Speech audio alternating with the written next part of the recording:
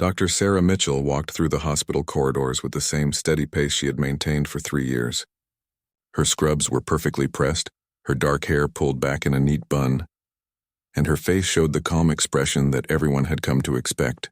What they didn't see were the scars, hidden beneath her long sleeves, or the way she sometimes paused just a second too long when she heard certain sounds. The emergency room was unusually quiet that Tuesday morning. When the ambulance sirens began wailing in the distance, Sarah's hands instinctively tightened around her clipboard, but her face remained unchanged. She had learned long ago how to keep her reactions buried deep inside, where no one could see them. "Incoming trauma," called out Dr. Rodriguez from the reception desk. "Multiple casualties from a construction accident. ETA 5 minutes." Sarah nodded and moved toward the trauma bay, her movements precise and professional. She had done this countless times before, both here at St. Mary's Hospital and in places most people couldn't imagine. The other staff members respected her skill and dedication, though many found her somewhat distant and hard to read. As the first ambulance pulled up, Sarah could see the paramedics working frantically over a patient on the stretcher. Blood soaked through white bandages, and the man's face was pale with shock. For just a moment, a different scene flashed through her mind. Sand instead of concrete, the sound of helicopters instead of sirens, and voices calling out in languages she had learned to understand too well. She shook her head slightly and focused on the present. The patient was wheeled in, and Sarah immediately took charge of the situation. Her hands moved with practiced efficiency, checking vitals, assessing injuries, and barking out orders to the nursing staff. This was what she did best, saving lives when everything seemed hopeless. "Get me 2 units of O negative," she called out, not looking up from her work. "And prep the OR, this one's going to need surgery." The young nurse, Jessica, hurried to follow her orders. She had always admired Dr. Mitchell's composure under pressure, though she sometimes wondered what made the doctor so serious all the time. Unlike the other doctors, Sarah never shared stories about her past or joined the staff for drinks after difficult shifts. As Sarah worked to stabilize the patient, she noticed his dog tags had fallen from beneath his shirt. The familiar sight made her hands pause for just a fraction of a second before she continued her work. She had worn similar tags once in what felt like another lifetime. The patient's eyes fluttered open, and he looked up at her with confusion and pain. "Doc," he whispered hoarsely, Are we safe?" "You're safe," Sarah said quietly, her voice carrying a gentleness that surprised even herself. "You're in a hospital. I'm going to take care of you." The man's breathing began to slow as the medication took effect, but his eyes remained fixed on her face. "You've got that look," he murmured before losing consciousness. "I know that look." Sarah continued working, but his words echoed in her mind. She wondered what he had seen in her expression, what had given her away after all these years of careful control. As she guided the patient toward the operating room, she caught her reflection in the metal surface of a medical cart and saw what the man might have noticed: eyes that had seen too much, a steadiness that came from facing unimaginable situations, and a quiet strength that couldn't be learned in medical school. Later that evening, after the patient was stable and recovering, Sarah sat in her office reviewing charts. The hospital had grown quiet again, with only the soft sounds of machines and distant conversations filling the halls. She pulled out a small, worn photograph from her desk drawer, the only personal item she kept at work. The picture showed a group of people in military uniforms, standing together in front of a medical tent under a blazing desert sun. Sarah was there, younger and smiling, surrounded by her team. Some of those faces would never smile again, and that knowledge sat heavy in her chest every single day. A soft knock on her door made her quickly slide the photograph back into the drawer. Jessica peered in, looking hesitant. "Dr. Mitchell, I just wanted to thank you for today. The way you handled that trauma case was incredible. Where did you learn to work under pressure like that?" Sarah looked up at the young nurse, considering her answer carefully. "Experience," she said simply. "Sometimes life teaches you things you never wanted to learn." Jessica nodded, though she clearly wanted to ask more questions. Instead, she said goodnight and left Sarah alone with her thoughts and memories. Outside her office window, the city lights twinkled like stars, reminding her of nights spent under different skies in distant places. She had come so far from that life, built a new identity as a civilian doctor, but sometimes the past felt as close as her own shadow. Tomorrow would bring new patients, new emergencies, and new opportunities to save lives. It was the work that kept her grounded, gave her purpose, and helped her sleep at night. Sarah gathered her things and prepared to head home to her quiet apartment, where she would spend another evening alone with her secrets and her determination to keep moving forward one day at a time. The following week brought an unexpected visitor to St. Mary's Hospital. Commander James Walsh walked through the main entrance with the bearing of someone accustomed to command, though he was dressed in civilian clothes. His weathered face and sharp eyes swept the lobby as he approached the information desk.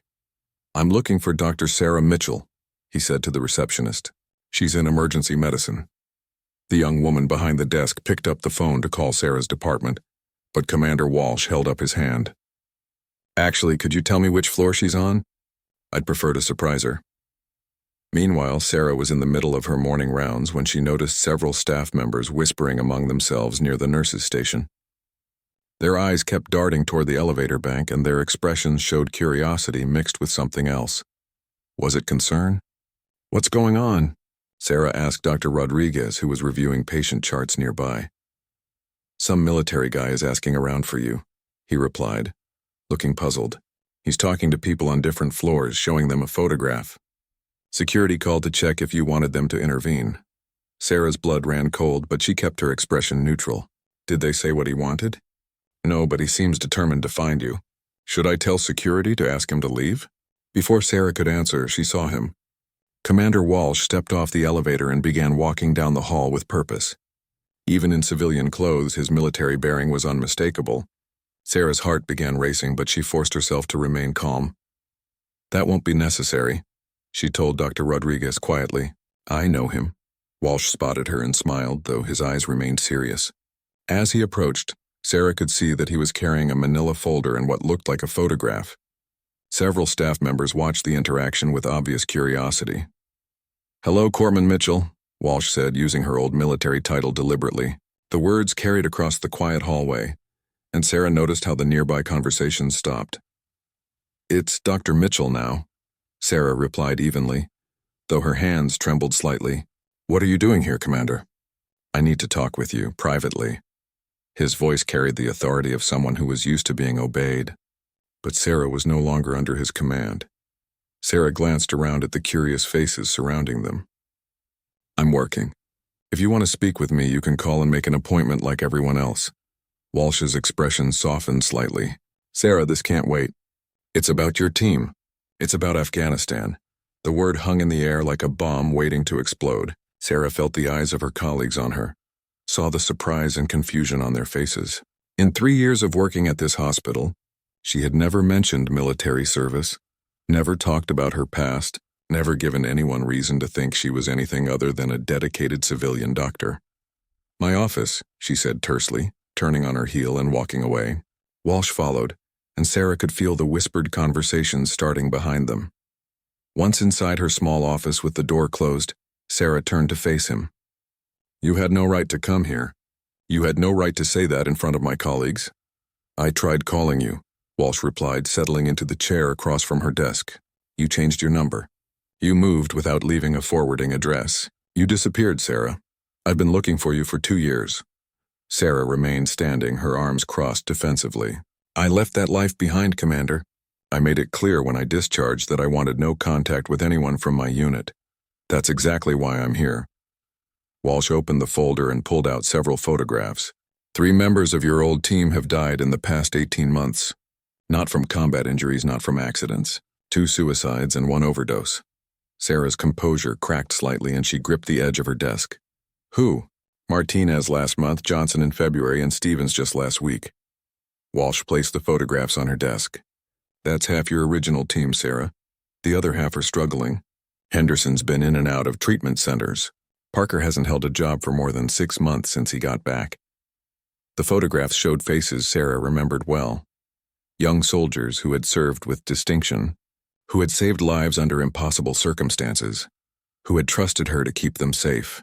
Now they were gone, claimed by invisible wounds that had followed them home. "Why are you telling me this?" Sarah asked quietly. "Because you were their medic. You were their leader. They looked up to you." Walsh leaned forward in his chair. "And because there's going to be a ceremony. A memorial service for Martinez at Arlington next month. His family specifically requested that you be there. Sarah shook her head immediately. I can't do that. I can't go back to that world. You never left it, Walsh said bluntly. You're just pretending you did.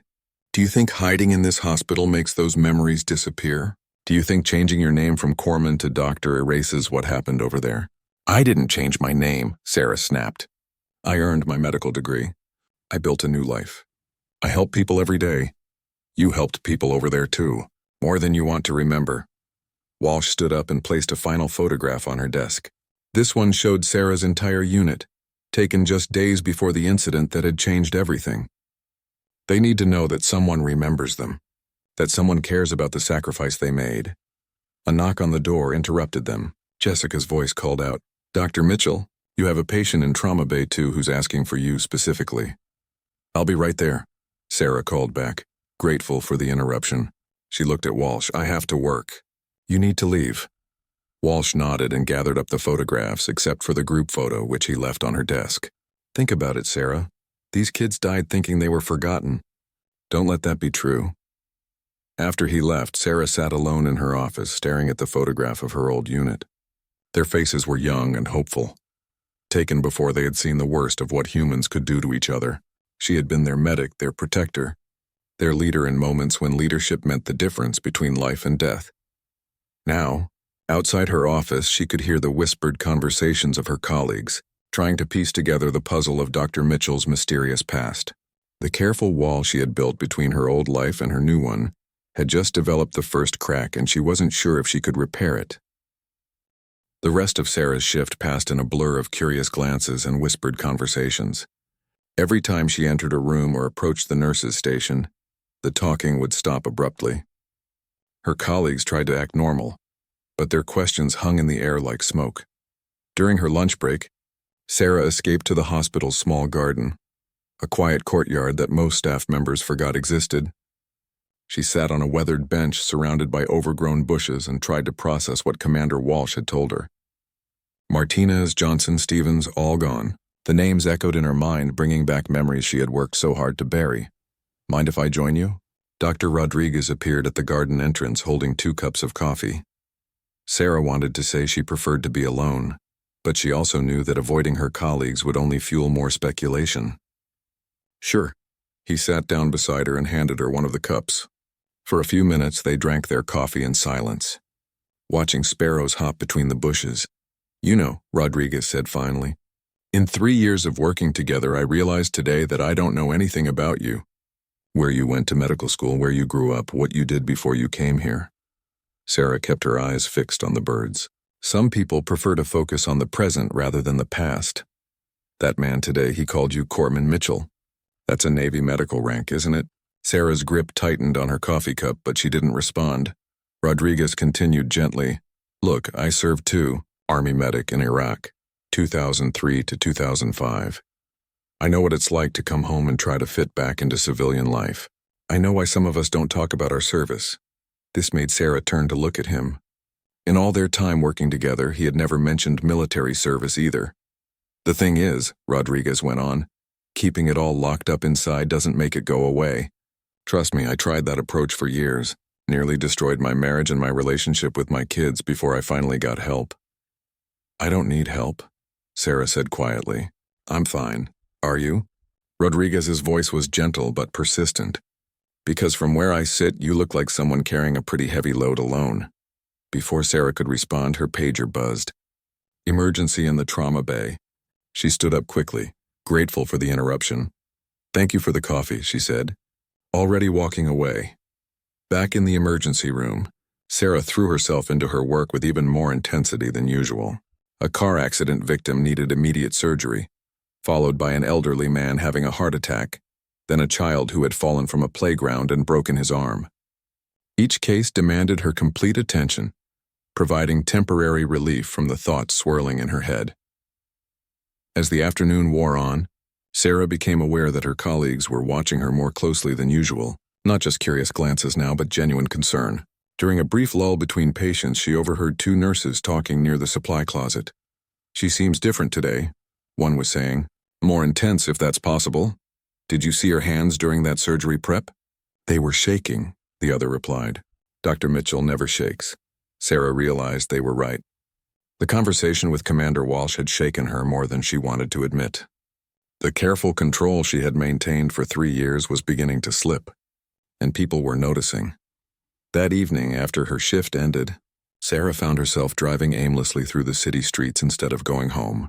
Her small apartment suddenly felt too quiet, too empty.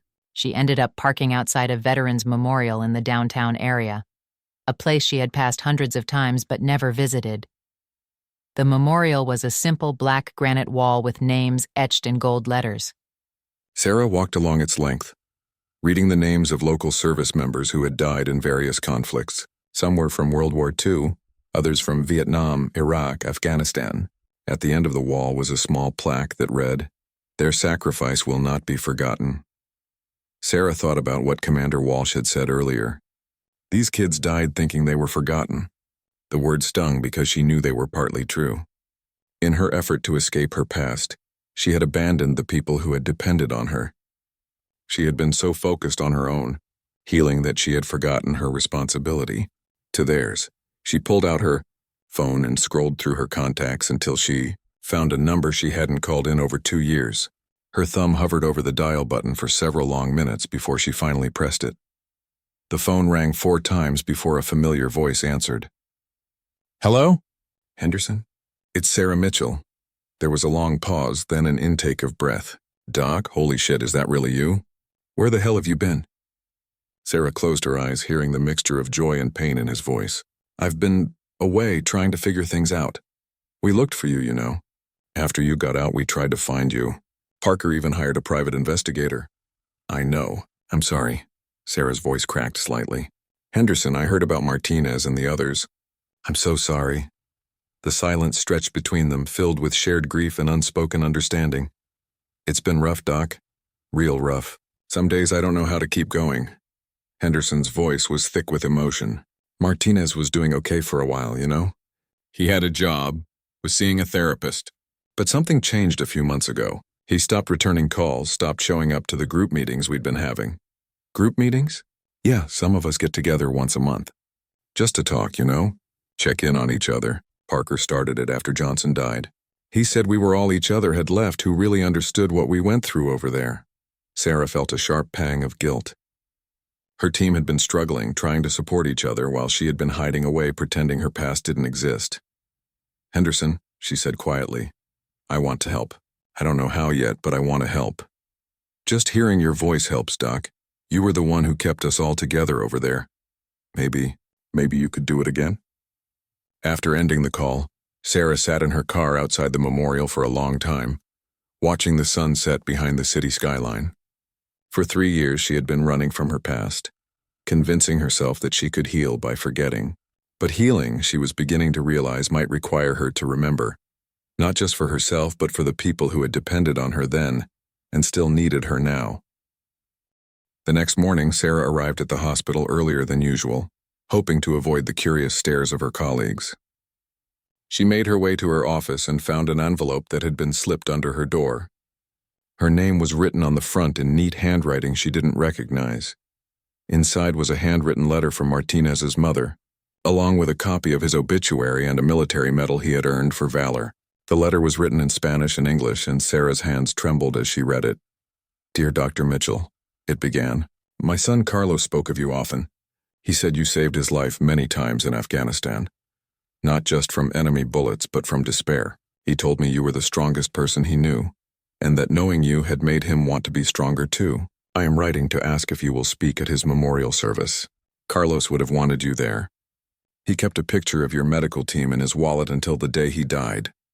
The letter went on to describe Carlos Martinez as Sarah remembered him. Brave, funny, always looking out for the younger soldiers in their unit. His mother wrote about his struggles after returning home, his nightmares, his difficulty finding work, and his eventual spiral into depression. She ended by saying that Carlos had spoken about trying to find Sarah in his final months, believing that reconnecting with his old team might help him heal. Sarah put the letter down and stared out her office window. She had convinced herself that leaving her past behind was the healthy choice, but now she wondered if she had been selfish instead of strong. Her team had needed her, and she had abandoned them to protect herself. A soft knock interrupted her thoughts. Jessica peered in, looking hesitant. "Dr. Mitchell, I'm sorry to bother you, but there's someone here asking for you. Another military person, but this one's different, younger. He says he served with you." Sarah's heart sank. First Commander Walsh, now another visitor from her past. How many people were going to appear before her carefully constructed new life, completely unraveled? "Send him in," she said quietly. The young man who entered her office was thin and pale, with dark circles under his eyes. Sarah recognized him immediately, though he looked much older than his 26 years. "Hello, Doc," Parker said, his voice barely above a whisper. "I hope you don't mind me coming here. Henderson gave me your number after you called him yesterday, but I was afraid you wouldn't answer if I phoned." Sarah gestured for him to sit down, noting how his hands shook slightly and how he kept glancing toward the door as if planning an escape route. These were signs she recognized from her own behavior in the months after her discharge. "How did you find me?" she asked. Parker managed a weak smile. "Private investigator, like Henderson mentioned. Cost me 3 months' salary, but I had to know where you were. Had to know you were okay." His expression grew serious. "Are you okay, Doc?" The question caught Sarah off guard. For 3 years, she had been focused on appearing okay, on functioning normally, on convincing everyone, including herself, that she was fine. But sitting across from Parker, she realized that someone who had shared her experiences might see through her careful facade. "I'm managing," she said, carefully. Parker nodded knowingly. "Yeah, I know that feeling. Managing, surviving, getting through each day without falling apart." He leaned forward in his chair. "But that's not the same as being okay, is it?" Sarah found herself unable to answer. This conversation was heading into territory she had avoided for years. "I've been in and out of treatment programs," Parker continued. "Group therapy, individual counseling, medication trials. Some days are better than others. But you know what helped me the most?" Sarah waited for him to continue, talking to the other guys from our unit. Henderson, Martinez when he was still alive. Even Stevens before things got really bad for him. We understood each other in a way that nobody else could. The therapists mean well, but they never had to make the kinds of decisions we made over there. Parker reached into his jacket and pulled out a worn photograph, the same group picture that Commander Walsh had left on Sarah's desk the day before. "I carry this everywhere," he said. "It reminds me that I wasn't alone over there. And I don't have to be alone now either." He looked directly at Sarah. "We need you, Doc, not just to remember the guys we lost, but to help the rest of us figure out how to keep going." Sarah stared at the photograph, seeing the faces of young soldiers who had trusted her with their lives. Some were gone now, victims of battles that had followed them home. Others were struggling to find their way back to something resembling normal life. "I don't know if I can help you," Sarah said honestly. "I've spent 3 years trying to forget everything that happened over there. I've never talked to a therapist about it. I've never processed any of it. I just buried it and tried to move on." "But you did move on," Parker pointed out. "You became a doctor. You save lives every day. You found a way to take what we learned over there and use it to help people." "It's not the same thing," Sarah protested. "Working in a hospital is nothing like what we did in Afghanistan." Parker's expression grew thoughtful. "Isn't it, though?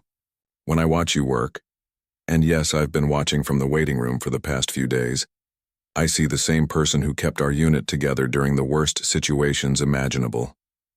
You have the same focus, the same determination to save people no matter what the odds are." Sarah felt a flush of surprise. "You've been watching me work?" "I needed to see if you were really okay," Parker admitted. "And what I saw was someone who had found a way to channel everything we experienced into something positive." "You're still saving lives, Doc. You're still the person we looked up to." Before Sarah could respond, her pager buzzed with an urgent call to the trauma bay. She looked at Parker apologetically. "I have to go. Medical emergency." Parker stood up immediately. "Can I wait for you? I know you're probably tired of people from your past showing up unannounced, but I don't have anywhere else I need to be." Sarah hesitated for a moment, then nodded. "There's a cafeteria on the 2nd floor. I'll find you when I'm finished." As Sarah hurried toward the trauma bay, she felt something shifting inside her. For the first time in 3 years, she wasn't running from her past.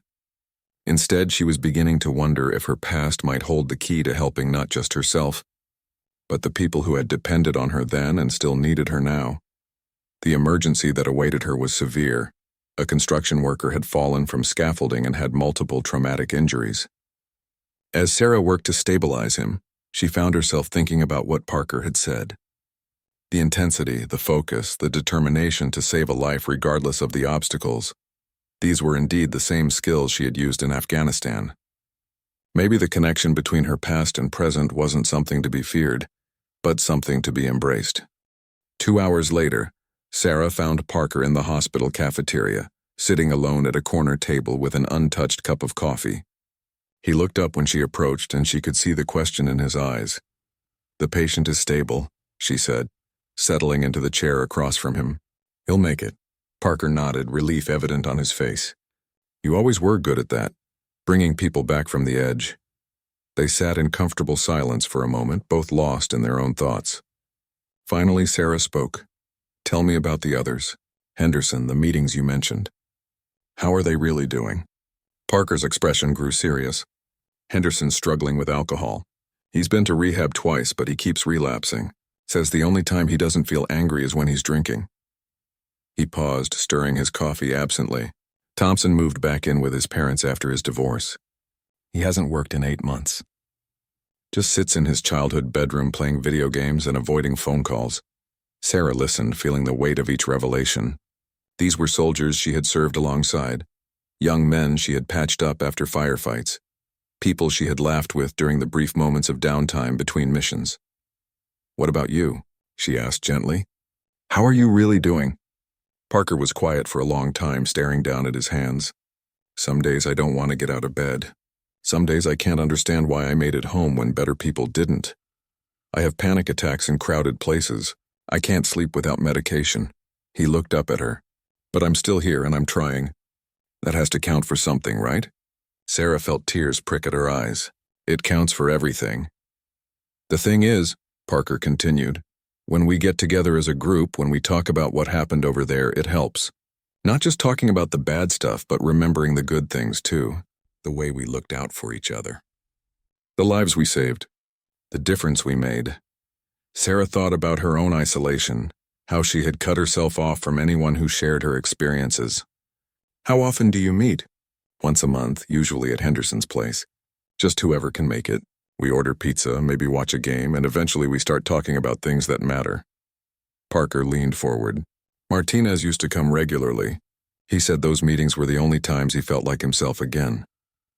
The mention of Martinez brought Sarah back to the letter from his mother, still sitting on her desk upstairs. "His mother wants me to speak at his memorial service. Will you do it?" Sarah hesitated. "I don't know. I don't know what I would say. I don't know if I have the right to stand up and talk about his service when I've been hiding from my own for 3 years." "Maybe that's exactly why you should do it," Parker suggested. "Maybe talking about Martinez will help you deal with your own stuff too." Before Sarah could respond, Dr. Rodriguez appeared at their table. He looked between Sarah and Parker with curious concern. "Sarah, is everything all right? You missed the staff meeting this afternoon." Sarah felt her cheeks flush. She had completely forgotten about the monthly department meeting, something that had never happened before in her 3 years at the hospital. "I'm sorry. I got caught up with a patient and lost track of time," she said. Which was partially true. Rodriguez's eyes moved to Parker, taking in his appearance and demeanor with the trained eye of someone who had seen combat veterans struggling with their transition back to civilian life. "I'm Tony Rodriguez," he said to Parker, extending his hand. "I work with Sarah." "Mark Parker," Parker replied, shaking his hand. "Sarah and I served together." Rodriguez nodded knowingly. "What branch?" "Navy. We were both corpsmen attached to a Marine unit in Afghanistan."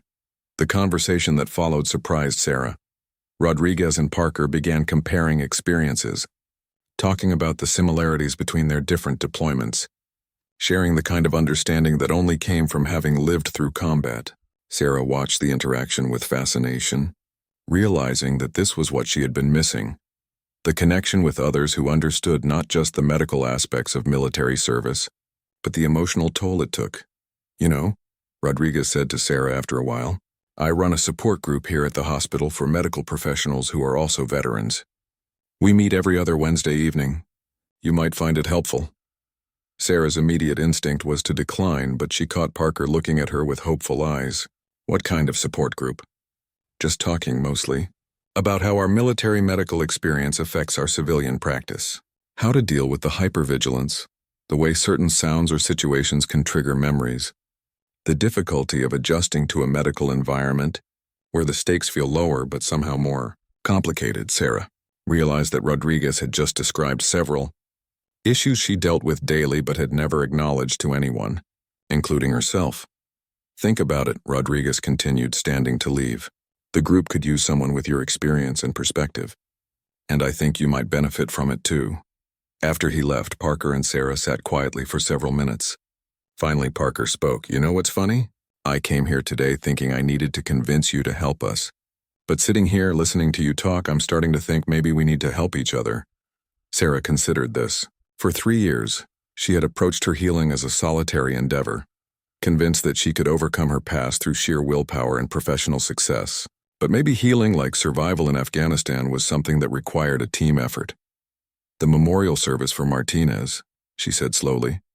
When is it? 2 weeks from Saturday. Arlington National Cemetery. Sarah took a deep breath. If I agree to speak, will you and the others be there? Parker's face lit up with the first genuine smile she had seen from him. We wouldn't miss it. Martinez would want his whole team there. Then I'll do it, Sarah said, surprising herself with the firmness in her voice. And Parker, I want to meet with the group. All of you. Not just at the memorial, but regularly. If we're going to do this, if we're going to help each other heal, we need to do it right. Parker reached across the table and squeezed her hand. Welcome back, Doc. We've missed you. As they prepared to leave the cafeteria, Sarah felt something she hadn't experienced in years. The sense that she wasn't facing her struggles alone. The path ahead would be difficult, filled with conversations and memories she had avoided for too long. But for the first time since returning from Afghanistan, she felt ready to walk that path, surrounded by the people who understood her journey because they were on the same one. The week leading up to Martinez's memorial service passed in a blur of nervous preparation and difficult conversations. Sarah had agreed to speak, but the words seemed impossible to find. How do you summarize the life and service of someone whose death represented the failure of a system meant to protect veterans? She found herself staying late at the hospital, not because of patient emergencies, but because going home meant confronting the speech she needed to write. Her apartment, once a refuge from her past, now felt filled with the ghosts of memories she was finally allowing herself to remember. On Wednesday evening, Sarah made her way to Conference Room B in the hospital's administrative wing. Dr. Rodriguez had invited her to attend his veteran support group, and despite her nervousness, she had decided to go. When she opened the door, she found 6 other people sitting in a circle, 3 men and 3 women, all wearing civilian clothes but carrying themselves with the unmistakable bearing of former military personnel. Everyone, this is Dr. Sarah Mitchell, Rodriguez said as she entered. Sarah, welcome to our group. Why don't you tell us a little about your service? Sarah took an empty chair and looked around at the expectant faces. For a moment, her throat felt tight and her palms grew sweaty. These were the first strangers she had voluntarily told about her military background since starting work at the hospital. I was a Navy corpsman attached to a Marine infantry unit, she began slowly. 3 deployments to Afghanistan between 2018 and 2021. I was responsible for medical care in the field and training other corpsmen. One of the women, who introduced herself as Lieutenant Colonel Janet Stevens, retired, Army nurse, nodded knowingly. Field medicine is different from hospital work, isn't it? The decision-making, the resource limitations, the constant awareness that everything can go wrong in an instant. Sarah felt a wave of relief at being understood so immediately. Yes, exactly. Sometimes here in the hospital I feel like I'm overreacting to situations that my colleagues see as routine. A patient's blood pressure drops slightly and I'm already planning for the worst-case scenario. Hypervigilance, said another group member, a former Air Force medic named Captain Williams. It kept us alive over there, but it's exhausting to maintain in civilian life. For the next hour, Sarah listened as group members shared their experiences.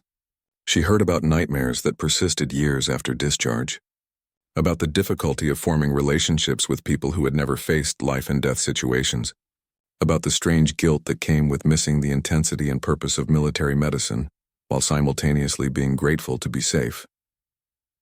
When it was her turn to share, Sarah found herself talking about things she had never said out loud before. "I lost 3 members of my unit to suicide after we came home," she said quietly, "and I've spent 3 years telling myself that their deaths had nothing to do with me, that I couldn't have prevented them. But the truth is, I abandoned them. They reached out. They tried to stay connected, and I cut them off because I was too focused on my own healing to help with theirs." The room was silent for a moment before Rodriguez spoke. "Self-care isn't selfish, Sarah. You can't pour from an empty cup. Maybe you needed those 3 years to get to a place where you could help others." "Maybe," Sarah replied. "But 3 young men are dead, and I'll never know if staying connected might have made a difference." Lieutenant Colonel Stevens leaned forward. "I lost soldiers too. Some to combat, some to suicide after we returned. The guilt never goes away completely, but you have to ask yourself, what would they want you to do with that guilt? Carry it as a burden that prevents you from helping others, or transform it into motivation to make sure fewer people suffer the same fate?" Sarah thought about Martinez, about his mother's letter, about the speech she still needed to write. "There's going to be a memorial service this weekend for one of my soldiers. His mother asked me to speak, but I don't know what to say. How do you honor someone's service while acknowledging that we failed to take care of them when they came home?" "You tell the truth," said Captain Williams. "You talk about who they were, what they meant to you, what they contributed, and then you talk about what we owe the living, the responsibility we have to do better for the veterans who are still fighting battles at home." After the group session ended, Sarah stayed behind to talk with Rodriguez. They walked through the quiet hospital corridors as he shared more of his own story. The depression he had battled after Iraq, the strain it had put on his marriage, the long process of learning to integrate his military experience with his civilian identity. "The thing that helped me the most," he said as they reached the parking garage, "was realizing that my combat experience made me a better doctor. Not despite the trauma, but because of how I learned to handle it. The way you work under pressure, the way you triage multiple critical patients, the way you make life or death decisions quickly, those skills came from Afghanistan." Sarah thought about what Parker had said the week before, about seeing the same person in the hospital that she had been in combat. "So you don't think I should try to separate my military experience from my civilian career?" "I think you should integrate them," Rodriguez replied. "Use what you learned over there to help people here, not just medically but emotionally. There are probably veterans coming through this emergency room who need to see that someone understands what they've been through." That night, Sarah sat at her kitchen table with a blank piece of paper and a pen, finally ready to write Martinez's eulogy. But instead of struggling to find words that honored his service while avoiding his struggles, she began to write honestly about both his strengths and his pain, about the brotherhood they had shared in Afghanistan, and the responsibility they all had to continue caring for each other at home. As she wrote, she realized that the speech wasn't just about Martinez. It was about all of them, the living and the dead, the ones who had found their way home and the ones still searching for it. It was about the commitment she was making to stop running from her past and start using it to build a better future. Not just for herself, but for every veteran who was fighting to find their place in a world that often didn't understand what they had sacrificed. For the first time in 3 years, Sarah fell asleep without taking medication, exhausted but peaceful, knowing that tomorrow would bring her one step closer to honoring the promise she was making to Martinez and to herself. Arlington National Cemetery was draped in autumn colors on the day of Martinez's memorial service. Sarah stood at the entrance wearing her dress uniform for the first time in 3 years, feeling both foreign and familiar in the crisp navy blue fabric. Her hands trembled slightly as she adjusted her ribbons and medals, but her resolve was steady. Parker, Henderson, and Thompson were waiting for her near the administration building, also in dress uniform. The sight of her old team together again, even incomplete, brought tears to Sarah's eyes. They looked older, weathered by experiences that had nothing to do with combat, but they were here.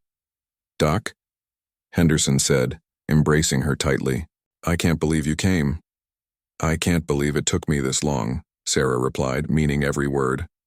Commander Walsh appeared beside them, accompanied by Martinez's family.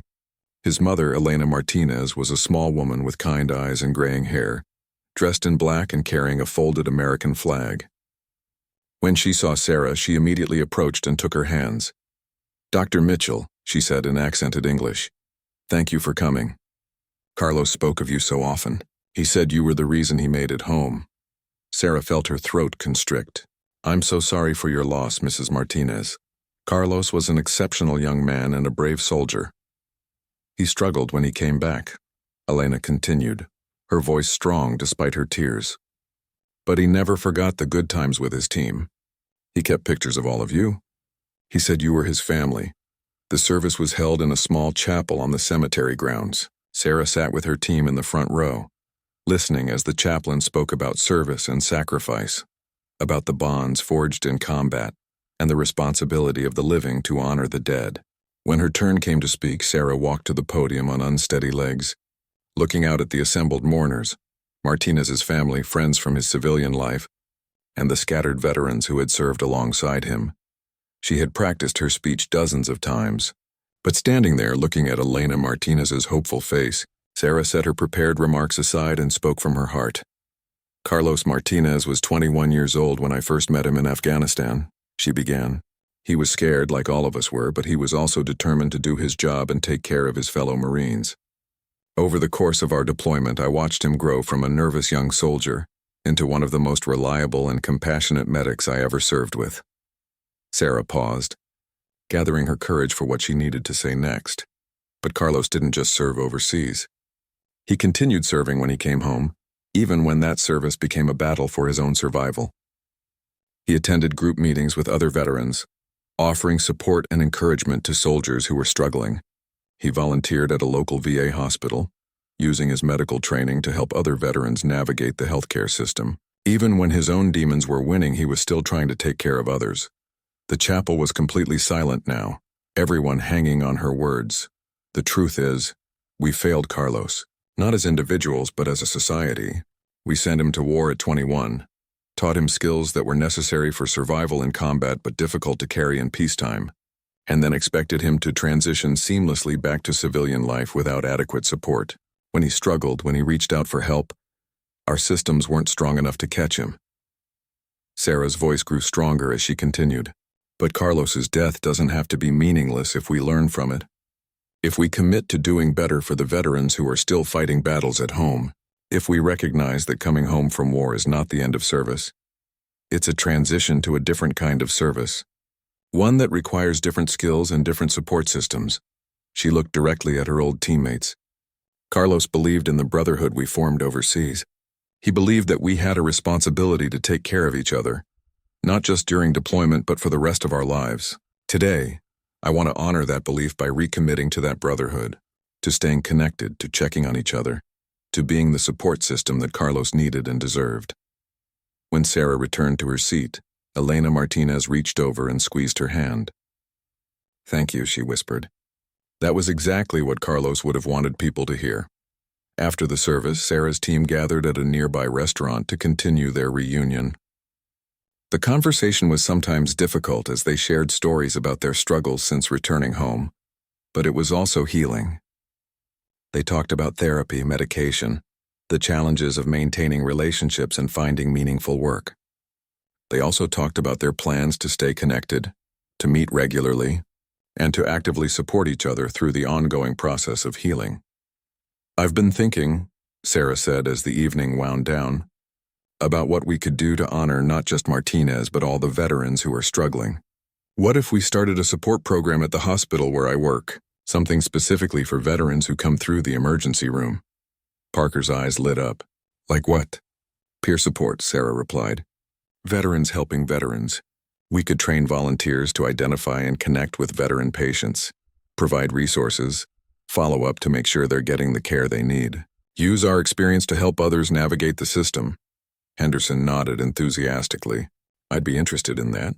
I mean, I'm still working on my own stuff, but maybe helping others would be part of working on my own stuff, you know?" Thompson, who had been quiet for most of the evening, finally spoke up. "Count me in too. I've been looking for something meaningful to do with my time. This could be it." As they prepared to part ways, Sarah realized that something fundamental had shifted inside her. For 3 years, she had approached her healing as a solitary journey, convinced that strength meant facing her demons alone. But standing in that cemetery, surrounded by people who shared her experiences and understood her struggles, she finally understood what she had been missing. Healing wasn't about forgetting the past or moving beyond it. It was about integrating those experiences into a life that honored both the person she had been and the person she was becoming. It was about using the skills and perspectives gained through hardship to help others facing similar challenges. 3 months later, Sarah stood in Conference Room A at St. Mary's Hospital, addressing a group of 20 volunteers at the first training session for the Veterans Peer Support Program. Parker and Henderson were there, along with Dr. Rodriguez and several other hospital staff members who were veterans. Elena Martinez had even come, wanting to contribute to a program that honored her son's memory by helping other veterans avoid his fate. The goal of this program, Sarah told the group, is simple: to ensure that no veteran who comes through our doors feels alone or forgotten. We're here to remind them that their service mattered, that their struggles are understood, and that help is available. As she looked around the room at the faces of people committed to making a difference, Sarah thought about Carlos Martinez and the promise she had made at his memorial service. She was keeping that promise not just for him but for all the veterans who were still fighting to find their way home. The work would be challenging, and there would be failures along the way. But for the first time since returning from Afghanistan, Sarah felt like she was exactly where she belonged, using her past to build a better future. Surrounded by people who understood that true strength came not from facing battles alone, but from standing together in the fight for healing and hope.